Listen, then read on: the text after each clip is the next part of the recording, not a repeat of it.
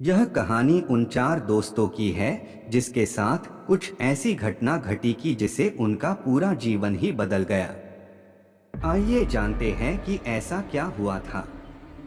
मुंबई शहर की रहने वाली प्रिया शर्मा अपने दोस्तों के साथ रवि, साहिल और विजय के साथ शिमला जाने का प्लान बनाया। वो सब शिमला जाने के लिए बस में बैठ गए। कुछ ही देर में प्रिया सो गई।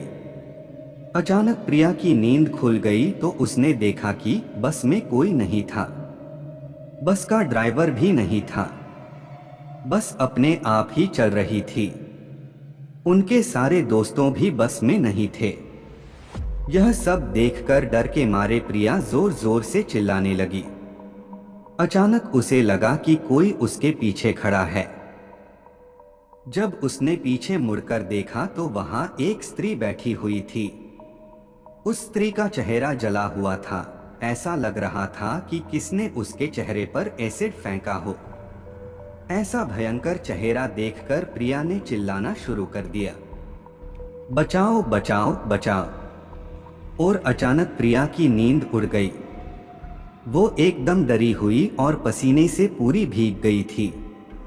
पास में बैठे हुए विजय ने पानी की बोतल दी और बोला, शायद तुम्हें कोई सपना देखा होगा।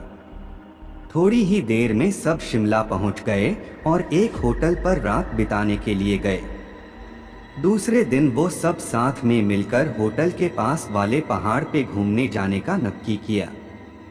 करीबन आधे घंटे में वो सब पहाड़ की सबसे ऊंची शिखर पर पहुंच गए।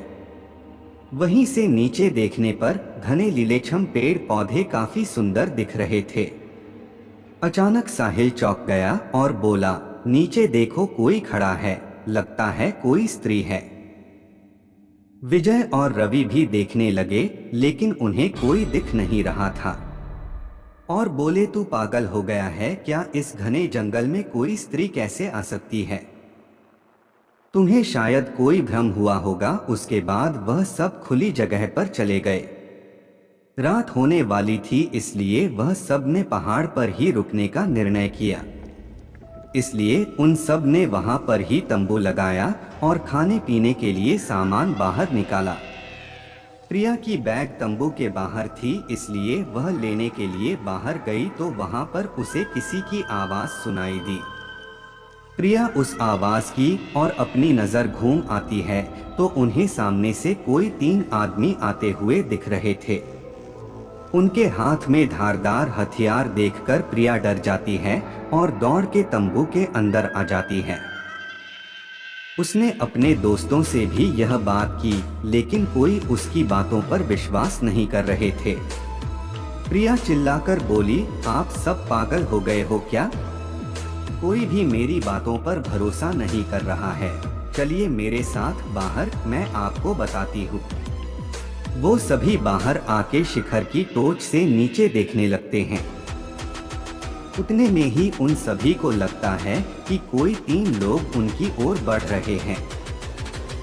यह सब देखकर वो सभी डर जाते हैं और तुरंत ही अपना अपना सामान समेटने लगते हैं और बड़े से पत्थर के पीछे जाके छुप जाते हैं। थोड़ी ही देर में वो सब ऊपर आ जाते हैं। प्रिया देख रही है कि उनके हाथ, पैर और सिर आम आदमी जैसे बिल्कुल नहीं थे। वो सब एक जगह पे बैठ जाते हैं और कुछ तांत्रिक विद्या शुरू करते हैं। उनमें से एक आदमी अपनी हाथों की उंगली को काट देता है लेकिन अंधेरे की वजह से उन्हें कुछ भी ठीक से दिखाई नहीं देता है। अचानक उन चारों ने देखा कि एक औरत उन आदमियों के बीच में आके लेट जाती है। कोई नहीं जानता कि आखिर वो औरत वहां पे पहुंची कैसे। प्रिया ने कहा, मुझे कुछ समझ नहीं आ रहा है, आखिर यह सब हो क्या रहा है? मुझे बहुत ही डर लग रहा है। एक के बाद एक वो तीनों उस औरत को सूंघने लगे। वहीं पे अचानक उस औरत ने अपनी उंगली उठाई और हमारी तरफ इशारा करने लगी। हम सब डर गए। वो तीनों उस औरत को छोड़कर हमारी ओर बढ़ने लगे। हम सब पहाड़ी से नीचे होटल की ओर दौड़ने लगे। हमारी आवाज सुनकर वो तीनों हमारी ओर दौड़ने लगे। प्रिया और साहिल सबसे आगे थे और विजय और रवि उनके पीछे दौड़ रहे थे।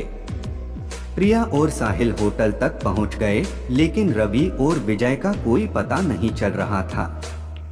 हमने होटल वालों से उनके बारे में सभी बातें की तो उन लोगों ने कहा कि उस पहाड़ पे कोई नहीं जाता है, वो पहाड़ शार्पित है, जो भी वहां जाता है वो कभी वापस नहीं आता है।